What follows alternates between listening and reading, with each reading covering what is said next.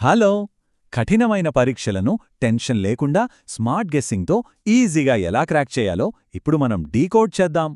Exam హాల్లో సడన్గా mind blank అవుతుంది గదా, చేతులు చెమటలు పట్టి చదివిందంతా ఒక్కసారిగా మర్చిపోతాం. ప్రిన్స్టన్ రివ్యూ ప్రకారం ఈ ఎగ్జామ్ ఫియర్ను పోగొట్టాలంటే కనీసం 9 గంటల నిద్ర, డీప్ బ్రీతింగ్ చాలా ముఖ్యం. అలాగే 10 పుస్తకాలు చదివి కన్ఫ్యూజ్ అవ్వకండి. కేవలం మెయిన్ టెక్స్ట్ బుక్స్, పాత క్వశ్చన్ పేపర్స్ మీద ఫోకస్ చేయండి. రైట్, ఇప్పుడు అసలు విషయానికొద్దాం. ఏఈపీ సెట్ ఎగ్జామ్నే ఒక బెస్ట్ ఎగ్జాంపుల్గా తీసుకుని చూద్దాం. మనకున్న 180 నిమిషాలను సబ్జెక్ట్ టఫ్నెస్ను బట్టి స్మార్ట్గా డివైడ్ చేసుకోవడం ఇక్కడ చాలా కీలకం. ఎంత పెద్ద పేపరైనా సరే ఈ 3 రౌండ్ స్ట్రాటజీ వాడితే టైం సేవ్ అవుతుంది, టెన్షన్ తగ్గుతుంది. మ్యాథ్స్ లాంటి టఫ్ సబ్జెక్ట్స్ కన్నా కెమిస్ట్రీ లాంటి ఈజీ వాటితో స్టార్ట్ చేస్తే కాన్ఫిడెన్స్ అమాంతం పెరుగుతుంది. ఇక అసలు ట్రిక్, ఆన్సర్ ఏంటో ఏమాత్రం ఐడియా లేనప్పుడు ఈ లాజికల్ గెస్సింగ్ ట్రిక్స్ భలే వర్కౌట్ అవుతాయి. గమనించారా? కరెక్ట్ ఆన్సర్స్ అన్నీ దాదాపు ఒకేలా ఉంటాయి, లేదా ఆప్షన్లలో మళ్లీ మళ్లీ రిపీట్ అవుతుంటాయి. కొత్త పదాలు చూసి భయపడకండి. గ్రీక్, లాటిన్ ప్రిఫిక్స్ల సహాయంతో ఆ పదాల మీనింగ్స్ను ఈజీగా పసిగట్టేయచ్చు.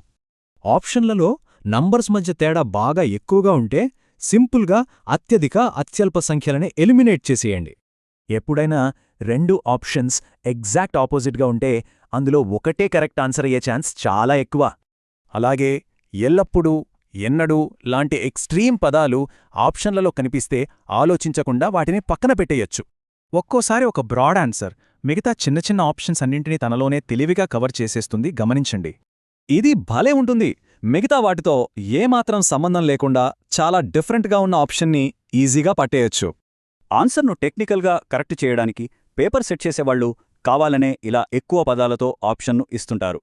క్వశ్చన్లో ఉన్న కీవర్డ్స్ ఆప్షన్స్లో కూడా ఎక్కడైనా రిపీట్ అవుతున్నాయేమో వెతకడం మరో స్మార్ట్ స్ట్రాటజీ. ఇక లాస్ట్గా బేసిక్ గ్రామర్ రూల్స్ వాడితే చాలు, సెంటెన్స్ ఫార్మేషన్లో తేడా ఉన్న ఆప్షన్స్ని ఎలిమినేట్ చేసేయొచ్చు. ఫైనల్గా ఒక ఇంట్రెస్టింగ్ క్వశ్చన్. ఈ కఠినమైన పరీక్షలు నిజంగా టాలెంట్ను కొలుస్తున్నాయా, లేక కేవలం స్ట్రాటజీనా?